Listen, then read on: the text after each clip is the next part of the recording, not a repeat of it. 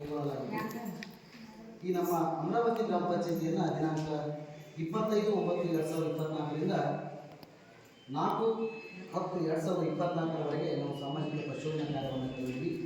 Actually ಈ ಗ್ರಾಮ ಸಭೆ 4/10/2024ರಿಂದ ಆಗಬೇಕಾಗಿತ್ತು. ಅಂದು ಏನಪ್ಪ ಅಂದರೆ ಗ್ರಾಮ ಪಂಚಾಯತಿ ನೌಕರರ ವಿವಿಧ ರೈತರು ಆ ಗ್ರಾಮ ಸಭೆಯನ್ನು ಮುಂದೂಡಲಾಯಿತು.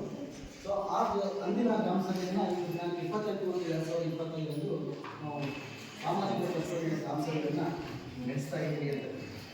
ಸೊ ನಾವು 2024 ಸಾಲಿಗೆ ಸಂಬಂಧಪಟ್ಟಂತೆ ನಾವು ಸಾಮಾಜಿಕ ಪರಿಶೋಧನಾ ಕಾರ್ಯವನ್ನು ಕೈಗೊಳ್ತಾ ಇರೋದು ಅಂದರೆ 2023-24 ಸಾಲ ಅಂದರೆ 1/4/2023ರಿಂದ 31/3/2024 ಅವಧಿಯಲ್ಲಿ ನರೇಗಾ ಯೋಜನೆಗೆ ಸಂಬಂಧಪಟ್ಟಂತೆ ಮಹಾತ್ಮ ಗಾಂಧಿ ಉದ್ಯೋಗ ಖಾತ್ರಿ ಯೋಜನೆಗೆ ಸಂಬಂಧಪಟ್ಟಂತೆ ಗ್ರಾಮ ಪಂಚಾಯಿತಿ ಮತ್ತು ಇತರ ಇಲಾಖೆಗಳು ಸೇರಿಕೊಂಡು ಏನೇನು ಕಾಮಗಾರಿಗಳನ್ನು ಅನುಷ್ಠಾನ ಮಾಡಿ ಏನೇನು ಖರ್ಚು ವೆಚ್ಚಗಳನ್ನು ಮಾಡಿದ್ದಾರೆ ಅಂತಕ್ಕಂಥದ್ದನ್ನು ನಾವು ಸಾಮಾಜಿಕ ಪರಿಶೋಧನೆಯನ್ನು ಮಾಡಿರ್ತಕ್ಕಂಥದ್ದು.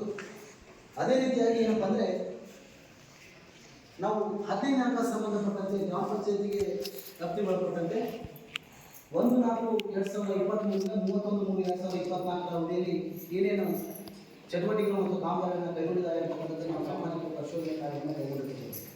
ಅದೇ ರೀತಿ ಏನಪ್ಪ ಅಂದರೆ ತಾಲೂಕು ಪಂಚಾಯತ್ ಮತ್ತು ಜಿಲ್ಲಾ ಪಂಚಾಯತ್ಗಳ ಬಿಡುಗಡೆಯಾಗಿರ್ತಕ್ಕಂಥ 15 ಅಂಕ ಸಂಬಂಧಪಟ್ಟಂತೆ 2025ರಲ್ಲಿ ಬಿಡುಗಡೆಯಾಗಿರ್ತಕ್ಕಂಥ ಅಂದಾಜು ಸಂಬಂಧಪಟ್ಟಂತೆ ಇಲ್ಲಿ 2020ರಿಂದ 21-22-23 ಅವಧಿಯಲ್ಲಿ ಏನೇನು ಕಾರ್ಯಚಟುವಟಿಕೆಗಳನ್ನು ಕೈಗೊಂಡಿದ್ದಾರೆ ಅಂತಕ್ಕಂಥದ್ದನ್ನು ಅದನ್ನೂ ಸಹ ಏನಪ್ಪ ಅಂದರೆ ನಾವು ಸಾಮಾಜಿಕ ಪರಿಶೋಧನೆ ಕಾರ್ಯವನ್ನು ಕೈಗೊಂಡಿದ್ದೀವಿ ಅಂತ. ಸೊ ಏನಪ್ಪ ಅಂದರೆ ಯಾವುದೋ ಒಂದು ಯೋಜನೆಯನ್ನು ಜಾರಿಗೆ ತರಬೇಕಾದ್ರೆ ಅದು ತಂದೆ ಆಗಿರ್ತಕ್ಕಂಥ ಮೂಲಭೂತವಾಗಿರ್ತಕ್ಕಂಥ ಉದ್ದೇಶ ಇದ್ದೇ ಇರುತ್ತೆ.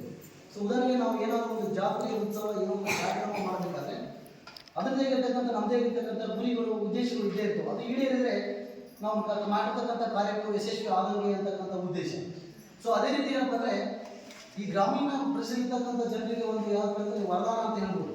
ಈ ಮಹಾತ್ಮ ಗಾಂಧಿ ಉದ್ಯೋಗ ಖಾತ್ರಿ ಯೋಜನೆ ಏನಂದರೆ ಗ್ರಾಮೀಣ ಪ್ರಶ್ನಿರ್ತಕ್ಕಂಥ ಜನರಿಗೆ ಒಂದು ವರದಾನ ಇರ್ತಕ್ಕ ಯೋಜನೆ ಆಗಿ ಪರಿಣಮಿಸಿದೆ ಅಂತಕ್ಕಂಥದ್ದು.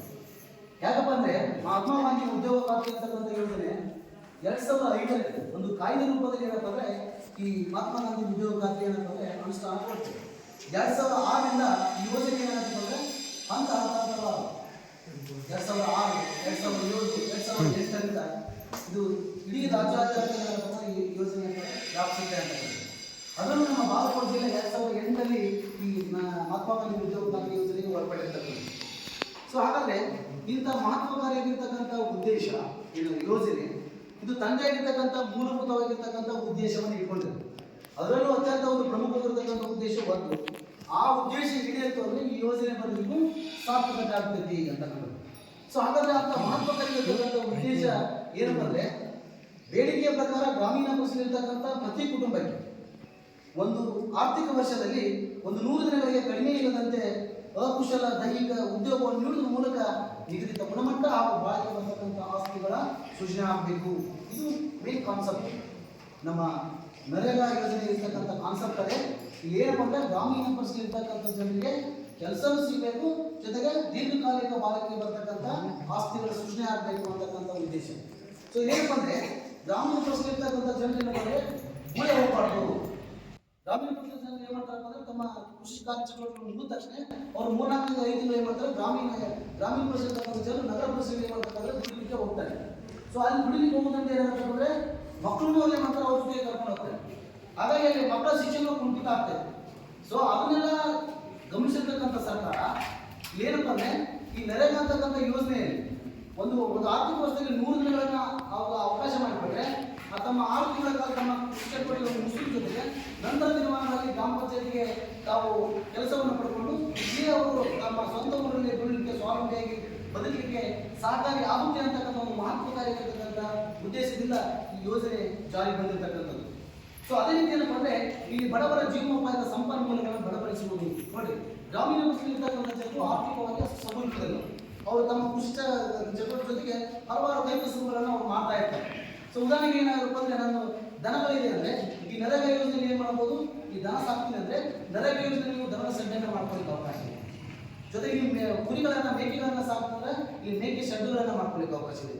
ಅಥವಾ ಉದಾಹರಣೆಗೆ ನಂದು ತೋಟ ಇದೆ ಅಂದರೆ ತೋಟಗಾರಿಕೆ ಬೆಳೆಗಳನ್ನು ಬೆಳೀಲಿಕ್ಕೆ ಅವಕಾಶ ಇದೆ. ಅಥವಾ ಕೃಷಿ ಇಲಾಖೆಯಿಂದ ಭೂ ನಿರ್ಮಾಣ ಮತ್ತು ಕೃಷಿ ಹೊಂಡಗಳನ್ನು ಮಾಡ್ಕೊಳ್ಳಿಕ್ಕೆ ಅವಕಾಶ ಇರ್ತಕ್ಕಂಥದ್ದು.